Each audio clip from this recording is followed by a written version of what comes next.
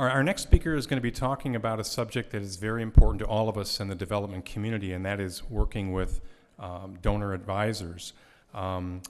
Rick Kress has served in plan giving, development, government, and executive management for over 30 years. As principal of Kress Consulting, he specializes in major and planned gifts, governance, strategic planning, and C-suite coaching. He was formerly Vice President of Development at Beaumont Hospitals, at Providence Hospital and Medical Center, and Lutheran Social Services of Michigan. Rick is the past president of the Detroit chapter of AFP and is currently a board member of our Plan Giving Roundtable. So, Rick Kress.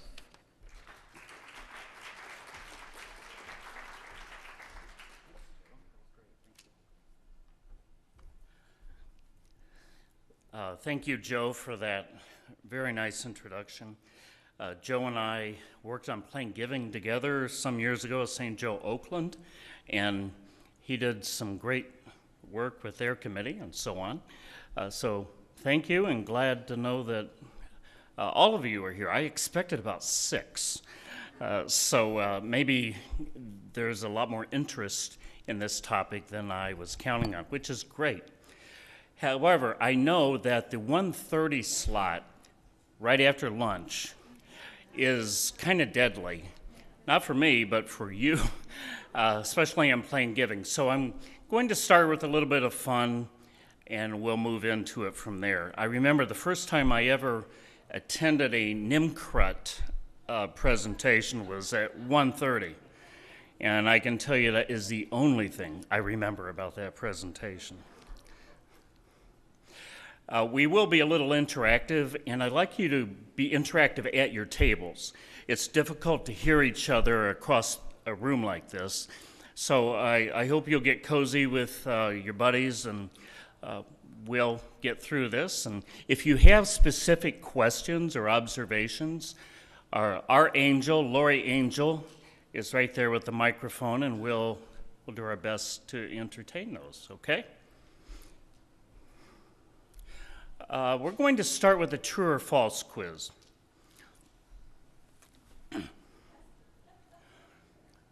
I like to start with this because then it tells me how awake you are or not. And apparently not very.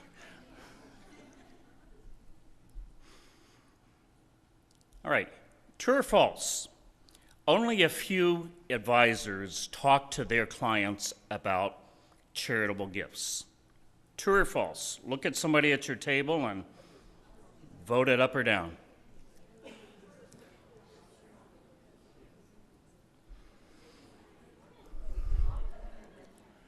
Okay. This is utterly, completely false.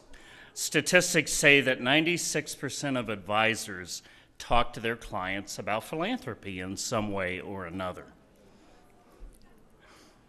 Second question, is this true or false? Most advisors are very open to cooperating with fundraisers. Most advisors are very open to talking with fundraisers.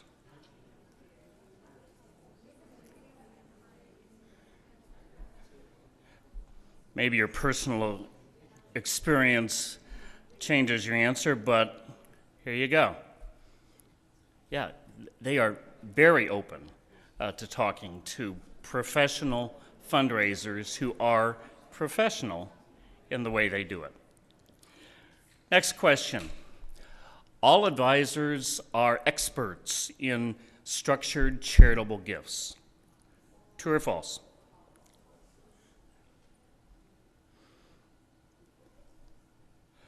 I think we know that for sure. That's just not the case. They may be extremely expertise in their specific area of practice, but actually a very small percentage are expert in charitable giving. Most are well versed in it, though. They just don't know all the idiosyncrasies of it. True or false? Midday seminars to attract advisors to hear about your nonprofit are highly successful. midday seminars for advisors to teach them and inform them about your nonprofit are highly successful. Okay, we have a consensus. Yeah. This may have worked some time in the past, but it does not work now. And the final one, an advisor serves the best interests of their clients. True or false? I use that term best interest because the Department of Labor has some language that has been debated for the past several months at least, probably longer than that, about serving the best interests of the client. It's true. Almost every advisor that I've worked with tell me and demonstrate to me that they have the best interests of their clients at heart. I have interviewed individually at least 150 advisors over the past 3 years. I do feasibility studies and I do other kinds of work for my clients as a consultant and advisor of my own right. And this is a very consistent message. Even though this is how they make their livelihood in most cases, they serve their clients first. And I hope we have the same dedication, if you're a fundraiser, to serving your donors first. This is not the word on working with advisors. This is simply a word. A lot of it's anecdotal from my experience, and I won't reveal the clients that I found out a lot of this information for, but they cross the spectrum of the nonprofit field. One of the things I love about the Plain Giving Roundtable, and if somebody could get me a bottle of water, that would be very, very much appreciated. One of the things I love about the Plain Giving Roundtable is that it is a cross-section of plain giving fundraisers, philanthropic advisors, and volunteers, and probably a few donors and clients put in there as well. Thank you. Thank you. Thank you. I didn't think about that because the stampede out of the room was confusing me. So we're a unique organization in that we have a combination right here, and we'll talk more about that. This is what I'm going to tell you. First of all, who comprises the field of advisors? It's not such a simple answer as you might think. Then I'm going to tell you something about the clients they advise. We'll talk a little bit about what advisors have told me really matters to them, especially in regard to gift planning. I'm going to give you some very ineffective ways to work with advisors. And then I'm going to give you the opposite, 15 proven ways to work with advisors. So that's where we're headed, and I'm glad you're along for the journey.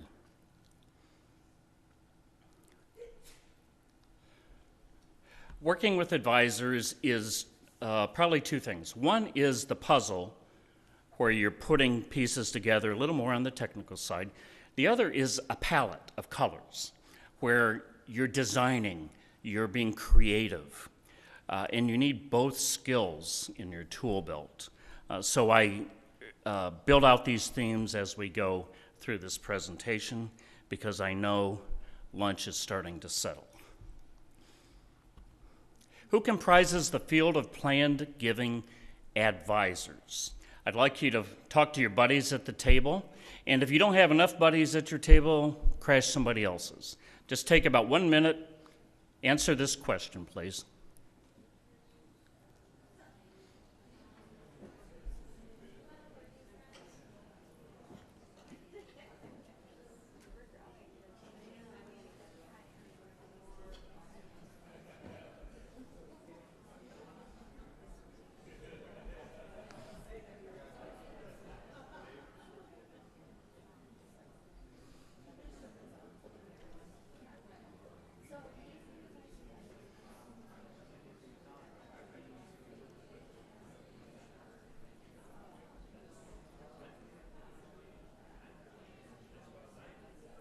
10 seconds.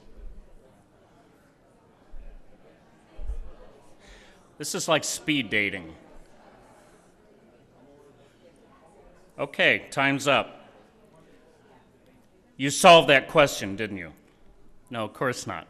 How many of you in the room would consider yourself an advisor in charitable gift planning?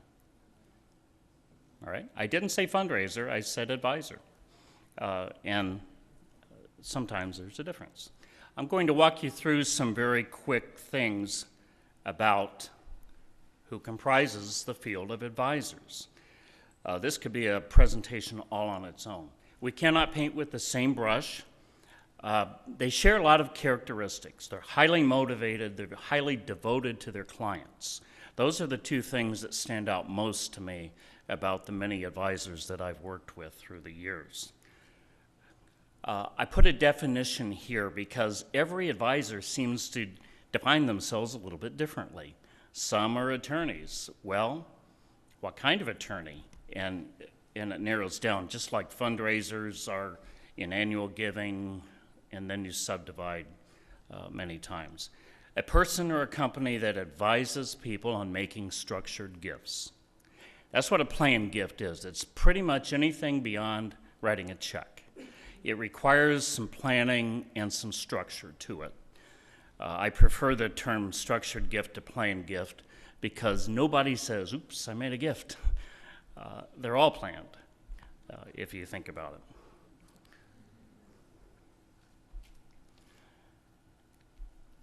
I put 3 or 4 different categories together here. Attorneys, I just mentioned, and here's some others. As you go down the list, there might be a few that you hadn't thought of or considered as advisors.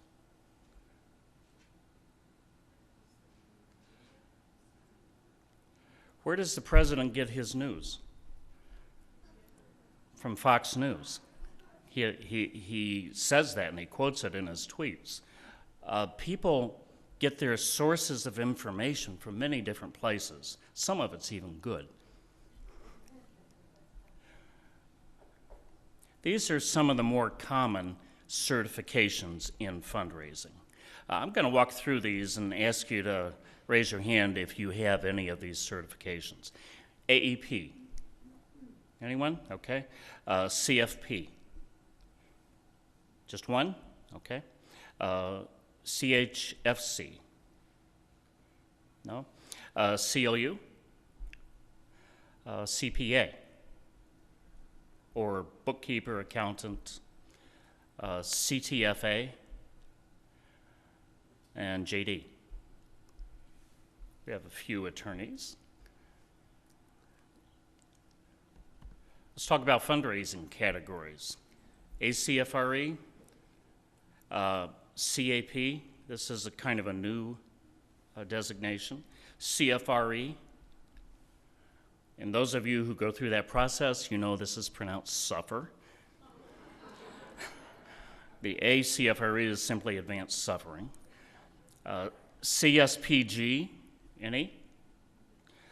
MBA, several, and Master of Nonprofit Administration, or something pretty close to that.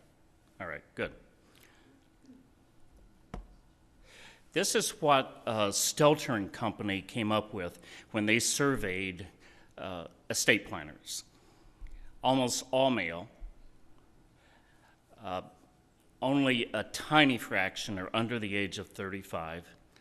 These are people who responded to the survey, and 74% are 55 and older. I was really surprised. I didn't think it was that skewed. So I'd like you to look at your table mates and answer this first question. Do you think this is changing? Is this pretty static, or do you see changes in that demographic? Give you a minute.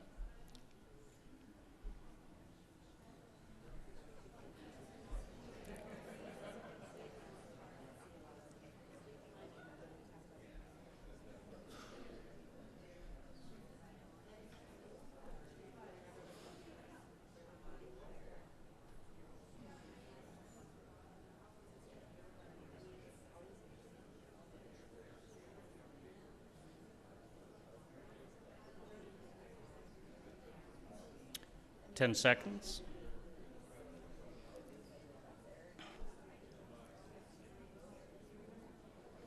All right, quick poll. How many of you think this demographic is changing? How many of you think it needs to change? All right. It's interesting that the National Association of Charitable Gift Planners, as we're now called, has a majority member of females now. That happened about, I think, 2 years ago. So in my mind, that's progress. A lot of donors respond much more to female advisors. And that is starting to change in the younger demographic.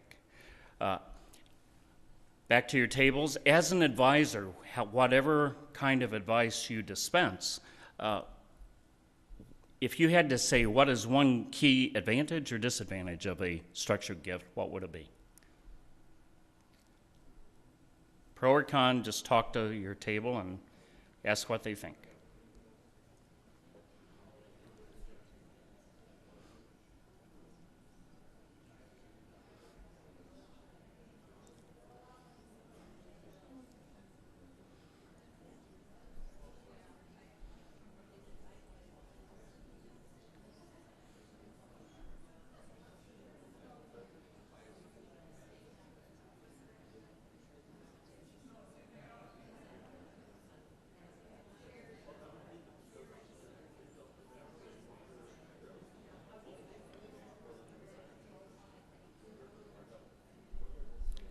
All right, you seem pretty well versed in that. These are the services that are considered most often provided by advisors in structured gifts. I'd like you to look at the last one. This is a term that I've heard from several advisors about life planning. And it seems that the younger the advisor, especially in the financial sector, the more they're using this kind of language or holistic. Philanthropy in much older generations was really not something that advisors focused a lot on unless the client really wanted to pursue it. That's changed quite a bit because planners are trained now and have the perspective that everything you have is about your life and your values, including your money, including where your assets go, etc. And these are the structured gifts most often executed, which you probably mentioned at your tables.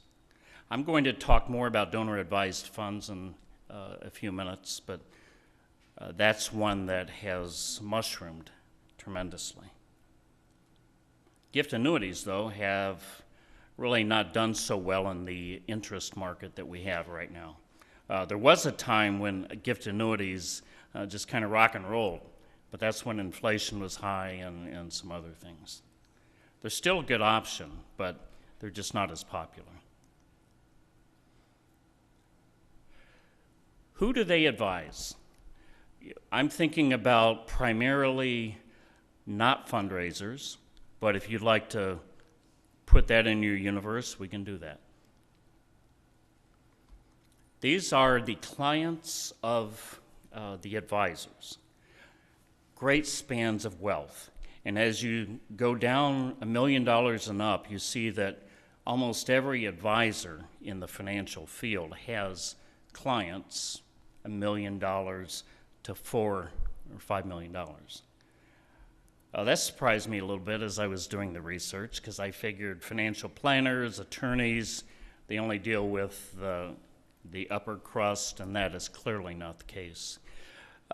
IRAs, that's one place where there is a massive amount of wealth in the country. In Ann Arbor, that is more than a cottage industry with the University of Michigan.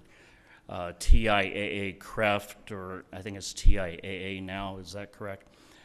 A huge amount of money. And as people are retiring, they have this pot of money and are not really sure how to make the best use of it.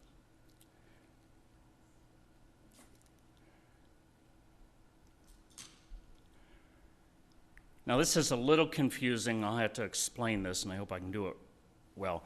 Of those people who have a plan for a charitable gift, not everybody does, as you know, 1 to 24%, or 1 in 4 max, have a plan with 59% of the advisors. So if I'm an advisor, 6 out of 10 of me have a client who has a charitable giving plan. All right, I hope that made sense, and then you can see it go down.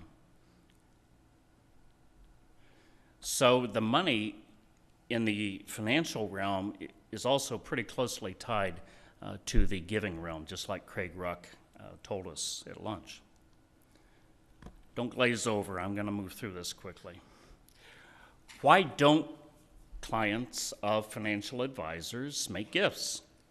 You know most of these. The one that I think probably needs to go higher on the list is right there. Americans in particular do not like to talk about their demise. They put it off and they put it off, and that's why about half the people in the country die without a will. They don't want to face it. That's a primary reason. Many of the plans that they set up when their children were young are out of date. And advisors will try to work with people to bring them up to date, but the client, if they're interested, they have to want to change that. And again, you go back to your mortality and outliving your resources and all the things that we're pretty familiar with. Out-of-date plans, I think, probably one of the top 3 or 4. Now, this is why they do make a structured gift. It essentially boils down to relationships. Advisors, whether they are fundraisers or financial advisors, are very, very relationship-oriented. At least the most successful of them are. The skills that it takes to be effective in relationships across the sector are pretty much the same. The way you treat a major donor in fundraising is very akin to the way a financial advisor will work with their client. Their values, their interests really are the things that drive the process, or they need to. Tax consequences are down the list. It's important, but generally it falls down the list. And some people do not want to leave money to their family. Have you run into that? Yeah, they think they've already done enough for their family in their lifetimes, or they don't have faith the family members will handle it very responsibly. A little bit of a side trip on donor-advised funds. This is a massive opportunity in the financial advising field as well as gift planning and philanthropy. The biggest charity in the country now is Fidelity. They topped United Way, sorry Denise, last year with most contributions, assets, that sort of thing, and you go down the list. Donor advised funds came about in, I think it was the 1930s, but they have become so popular, and for good reasons. Clients love them. This is why charities should love them. The growth rate in 2015 was 17%. That outpaces online giving. You know how much time and interest we put into online giving? Look at the donor-advised funds. The giving to donor-advised funds, back to these and many others, that also grew in double-digit rates. What else is growing that well? The payouts that nonprofits receive from donor-advised funds is almost 21%. How much does a private foundation have to pay out? 5%. And most foundations hover right around that 5%, don't they? If they don't pay out 5%, they have to deal with the consequences with the IRS.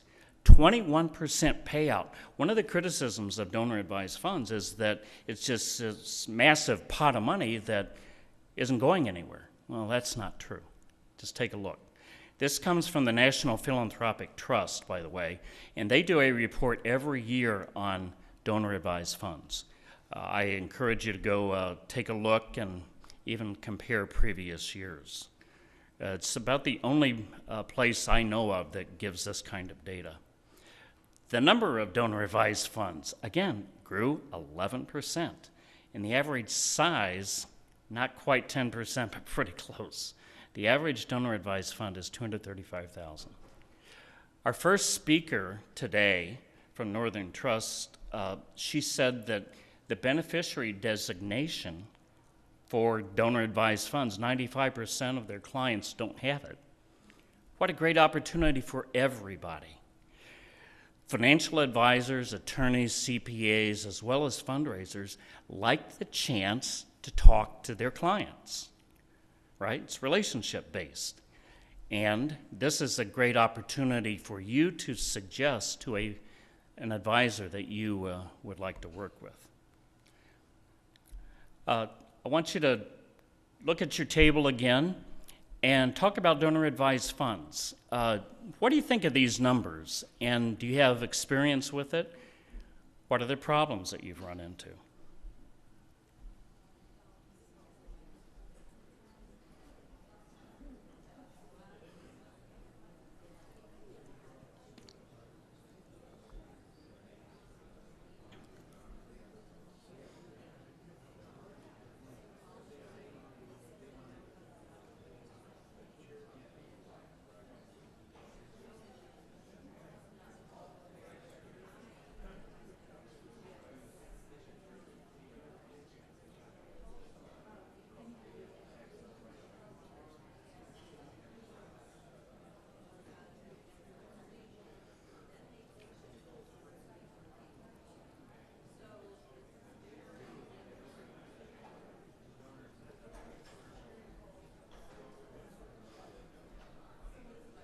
Okay, 10 seconds.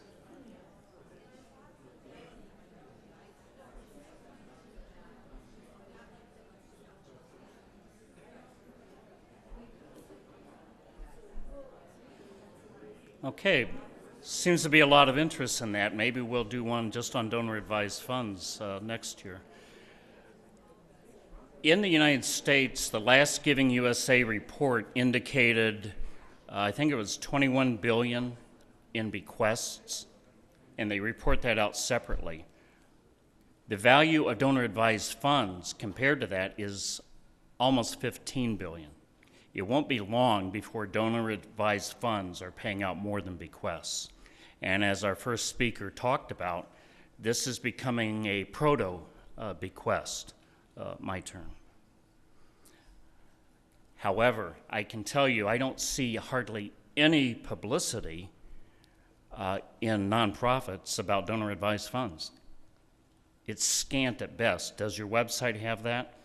Maybe a financial advisor or an attorney might be able to help you figure out how to do that. All right. Yeah, hi. Hey, Laura. Yeah, I do have a question. Yeah. What prompts a donor to want to make a donor-advised fund? I mean, you know, in order to like encourage people to do that, how do you? I mean, what prompts them to do it? They just get enough money and they say, "Gee, I should create a donor-advised fund." Okay. Thanks, Laura. I need to repeat the question. I'll repeat it for you. I think I got it. What prompts someone to do a donor-advised fund? They may see an article in Kiplinger's or the Wall Street Journal, or they may be socializing with someone, they hear about it. Their advisor very often directs them that way. Most financial companies now have these funds.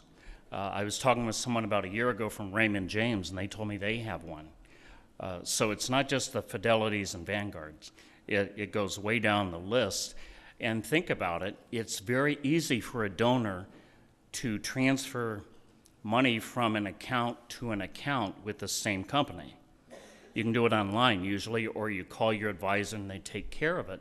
The asset stays with the advisor until it's dispersed. The client's happy, the advisor is happy, but the main reason they put it into a donor-advised fund is the flexibility. They get the current tax deduction in whatever year they make the gift, but they can wait 10 years to spend it on a charity if they choose. So they have a lot, it's very flexible, and it's not very regulated. Does that get at what you're asking, or? Yeah, because I deal with, and I know I don't have a mic, but I deal with some people that have, all right. I deal with, I don't even think, oh, it is on. Okay, I deal with some people that are sort of, that maybe are coming into new wealth. It's like, it's not like they grew up in a family that talks about donor advised funds and Right. has an advisor. Yeah. So how do you take those donors who are like now becoming more rich, and then how do you start talking to them about donor advised funds? I mean, that's the reason why I asked that question. Is that you kind of, whenever I've heard these talks, it's always been from the premise of everybody understands why they would do this, but not every No, they donor don't. understands why they should do that, and how do we as fundraisers encourage them to even start thinking about it when they have like a, I don't know, when they're giving $10,000 every year or something, or $1,000, or I don't know. I mean, that's a question I would have. As a fundraiser, this slide tells me just about everything I need to know about why I would learn about it and try to encourage it. And if I'm doing it in my organization, I'm ahead of the curve, because most don't. That's kind of a snappy answer, and we'll keep going. Now, what matters to advisors? Financial advisors, attorneys, CPAs. Talk to your table mates. What's the number one thing they care about?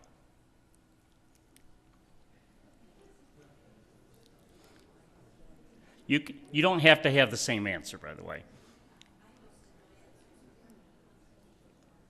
The number one thing advisors care about when it comes to gift planning.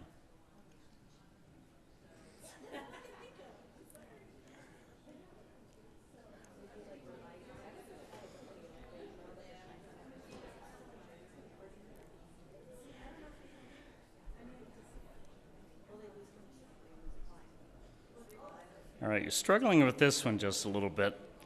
This is universal with advisors, at least the good ones that I have worked with, and I've worked with many good ones, some of you here in the room today. This is it. This is their number one priority, making their clients happy. Service to their clients.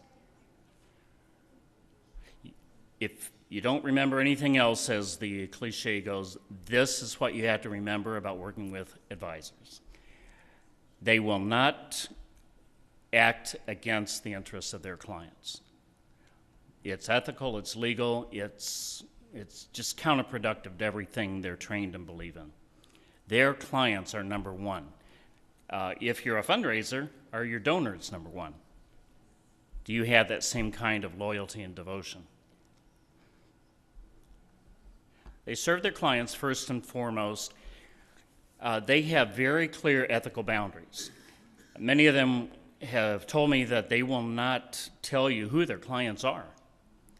They'll say someone who is about this age and lives in the community, has this kind of net worth, but they will not reveal who those clients are unless the client gives permission to do it.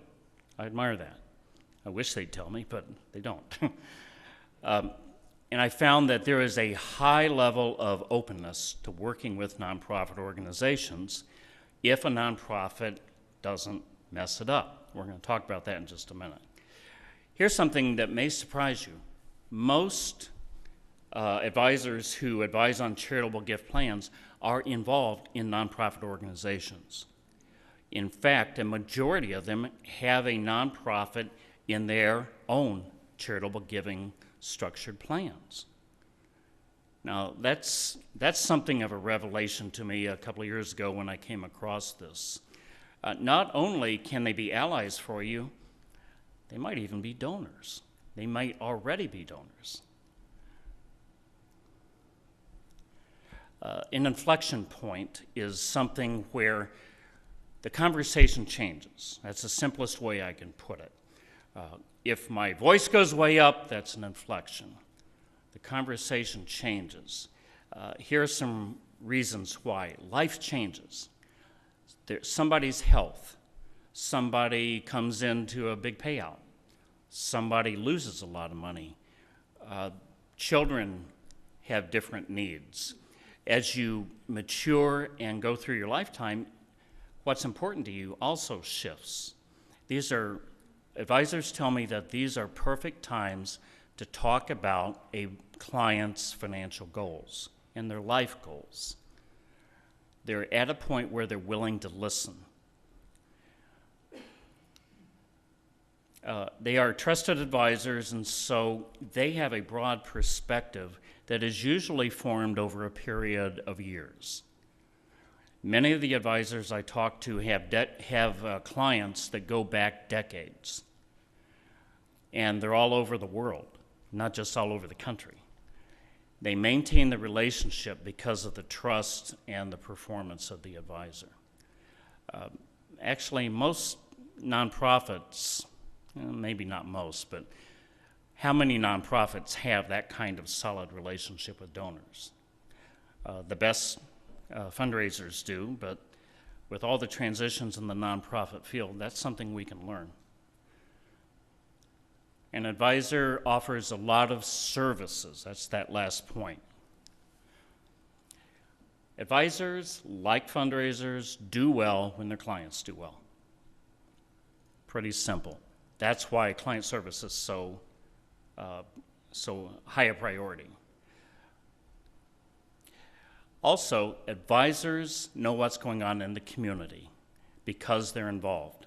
And if there is an opening to talk about your nonprofit, since most of you are fundraisers, if they know about it or if they're engaged, then there's that chance to do it. Now, most advisors will not say give to charity X or charity B. They'll usually give a short menu of options and say, this is who you can contact, and this is what they do, and this is my experience with them.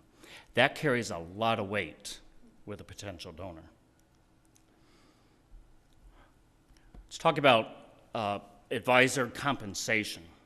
I mentioned the Department of Labor rules and changes. Percentage of assets managed is the #1 single way that advisors are compensated. About 20% report that's really the way they earn their living.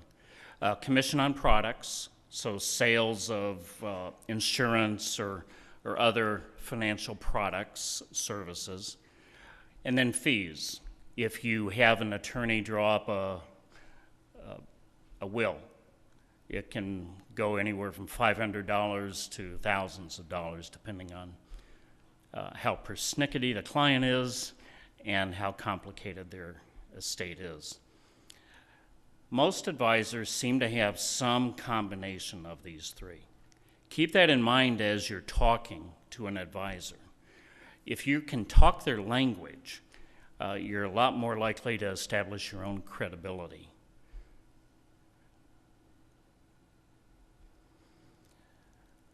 We'll skip that one as time is starting to get away. I only have till 5 o'clock, so here's one big myth to dispel. I asked many advisors point blank, if a donor wants to give a big chunk of their assets to a charity, does that influence your advice to that donor?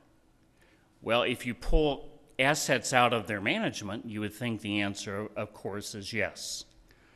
And there may be a few like that, but by and large, most of them will say, I want to serve my client the way they want to be served. And they do it. I think that's a myth out there that we just assume that they're not going to cooperate with us. That is not the case. All right, at your tables, think of 22 different ways to be ineffective with advisors. I bet you can do it in 60 seconds. All right, just talk. Ways that don't work.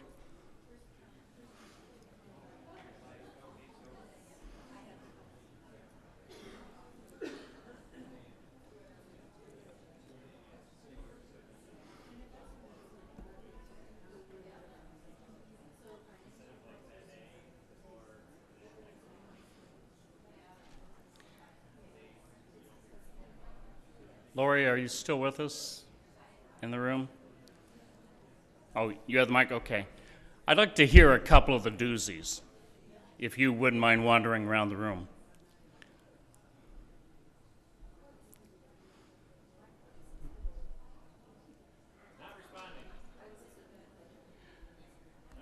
Not responding, all right, ignoring them. People tend not to like that. That's true. Anyone have a Whopper?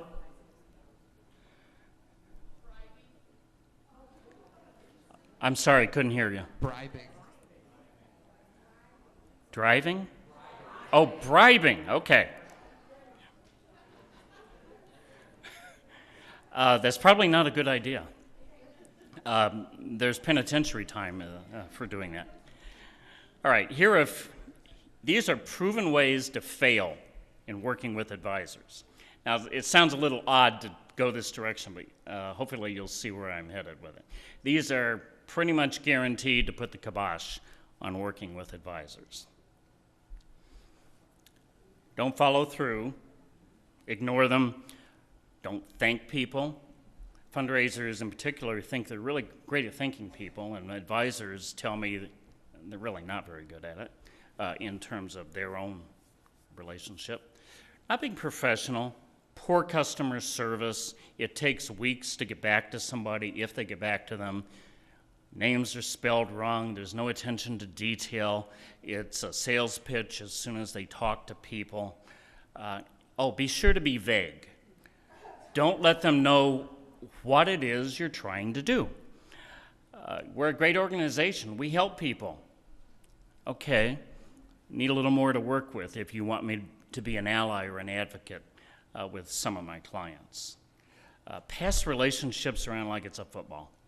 The nonprofit field is really highly guilty of this. It just doesn't work.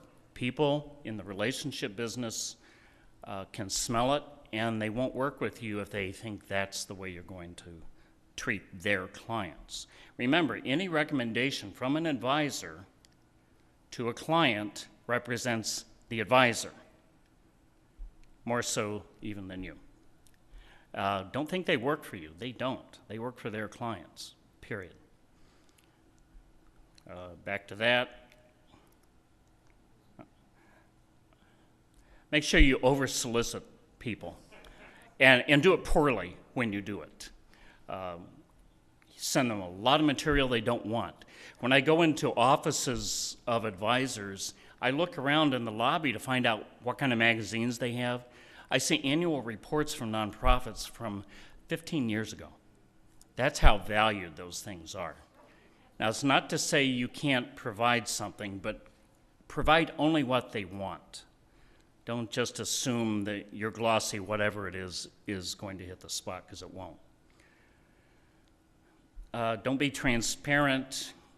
Just avoid communicating with the advisor. Leave them in the dark until all of a sudden you have a need and you think you have a hot prospect.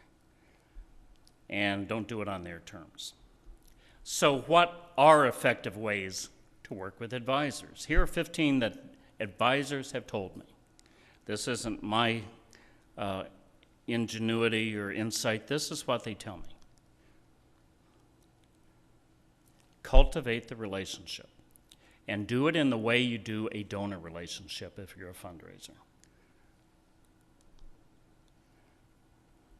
Professionalism is extremely important to advisors because they're representing themselves when they talk about you to a client. So you have to be professional. Someone told one of my clients, she's professional but friendly. I thought that was kind of a funny comment.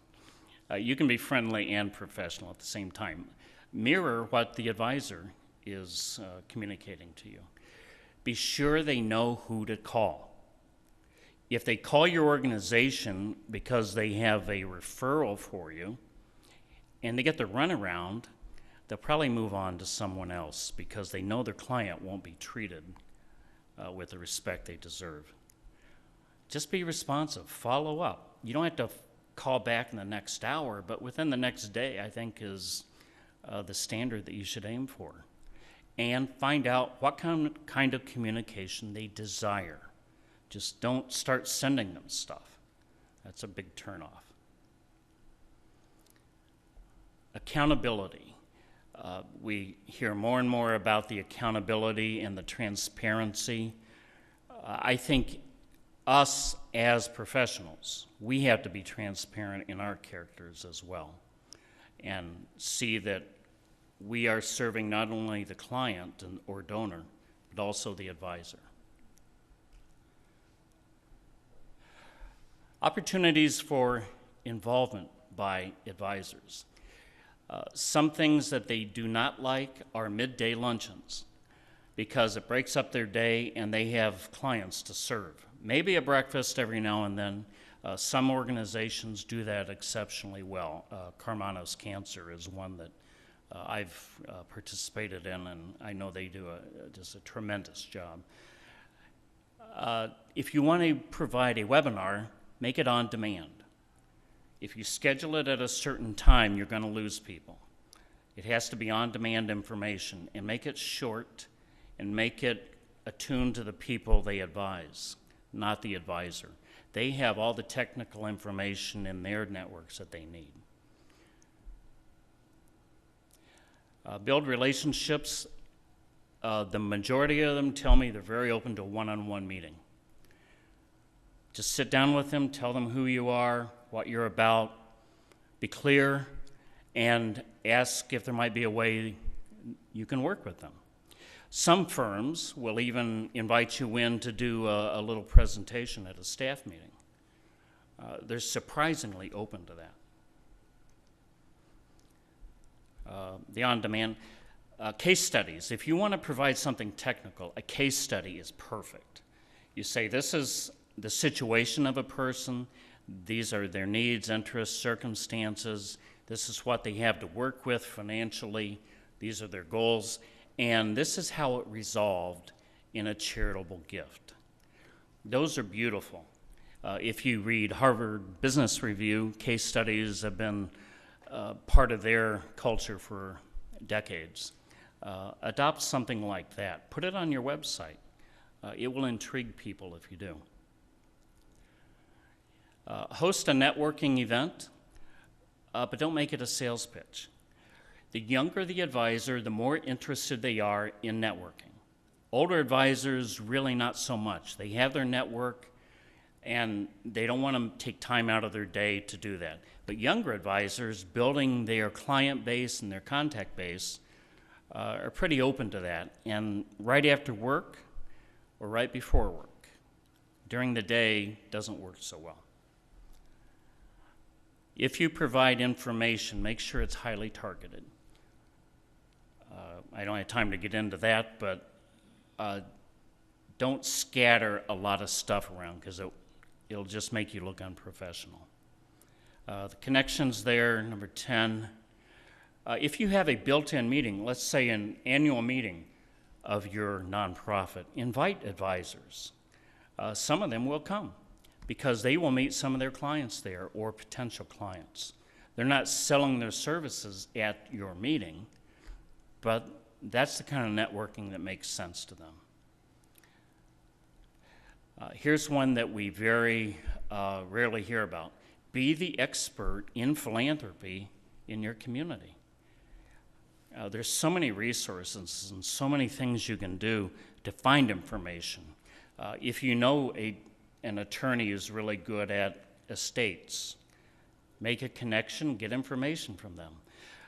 Crescendo is the software I use. I can find just about every known fact about almost any kind of structured gift instrument on their website or through their offices, and then get that to people. It doesn't mean I know all that stuff, because I don't, but I'm being of service and I'm positioning myself as an expert to call upon. 3 more. Wealth planning is a part of gift planning. It doesn't make sense intuitively, but by planning your gifts, you're also maximizing a client's wealth. And the bigger the wealth, the more true that is. Charitable lead trust is not for many people, but for some people who have big estates, it can be an amazing benefit and serve a lot of purposes. Just plan on being in it for the long haul. If you're going for the quick win, that's probably the wrong attitude to take. Think about it if somebody came to you like that. This is, I don't know how to tell you how to do this, but inspire confidence. Even if you're not real confident, inspire that if you don't know the answer, you will find out. All right, we have a couple of minutes left. I'd like you to do one more table discussion with your buddies who you now know intimately. And I'd like you to talk about what is the number one issue on your mind when it comes to working with advisors or their clients. The number one issue on your mind in working with advisors or their clients. And I'd like to hear some responses if we have our microphone.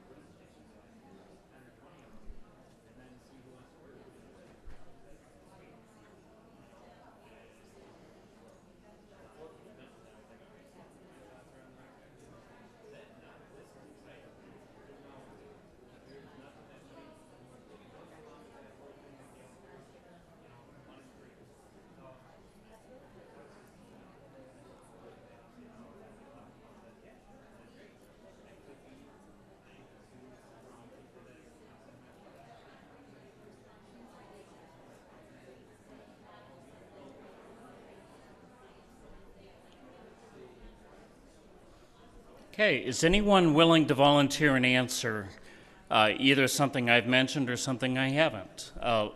Lori, do you have the microphone? Raise your hand if you have something you'd like to, over here, yeah.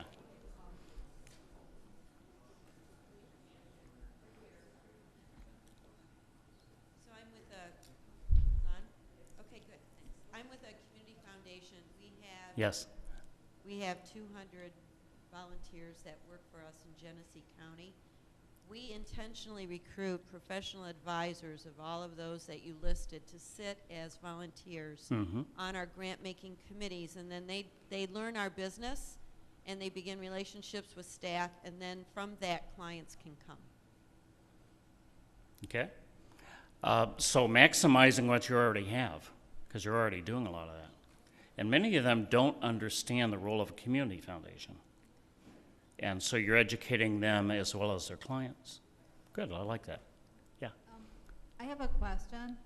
So recently, a member of our Legacy Society passed away, and his attorney called, who was new to me. And so I work at a museum, so I invited him to come to the museum and to come to an upcoming program at the museum, which he didn't. But yeah. Is like, can you like tell us, like, if that would happen to you, like, what would you say to the person, like, to cultivate this advisor? If someone calls you up and says, you know, I'm sending you this check from this deceased person, what would your response be to cultivate them? I would think of that person as a major donor, even though they're not. I would, first of all, be effusive in thanking them and appreciate them getting the details right to get the check to us. Can you tell me something about the person who left the gift? As you know, you get gifts from people, you have no idea who they are. Sometimes they can't tell you or won't, but sometimes they do. Even if they won't tell you who has made a gift, whether if they haven't passed, say, can I send a thank you letter to you to pass on to this person? Most of them will do that, and they're shocked that you want to do it. I would try to meet that person face to face. That's almost always my number one response, is to sit down with them, get to know them a little bit, get them to know me. So that's what I would do, and I'd look for them at events and I call them, if you don't get a response like that, I call them in 3 months and let them know what you've done with the money. That kind of follow through and professionalism is uncommon, and it'll stick out in their memory. There's one over here? Yeah. So one of the things that I'm running into is that the donors are making even simple bequests, but they're telling me that they don't want to document that with our organization Right. because their advisor has told them not to do so, mostly because they're not sure of what the future is going to bring in terms of nursing home care or Sure. health care or that type of thing. So do you have any suggestions? I mean, I don't know who their advisor is. I don't know if they would be comfortable sharing that person's name. But how do we educate advisors who are telling their clients even not to document their requests with charities, even when it's a non-binding situation? Many advisors by nature are risk averse, so they don't want to reveal much. Did you have a suggestion, Carolyn? No, I was going to piggyback on the comment before. When you had said I'll something about answer. sending out a note to the person through the advisor. Mm-hmm. A lot of times what I ask is, can I send you a note for a family member to give to them? So Sure. hopefully that it gets us back in touch with the family member. If they don't want to reveal what the designation is, I let it stand at that until I've built a trust relationship. And it may never happen, but sometimes it does. And you say you want to thank them and draw them in. The more they understand your organization and the more emotionally connected they get, the more likely they are to trust you with that information. They may not even understand that information. And people don't want to come across as not knowing what they're talking about.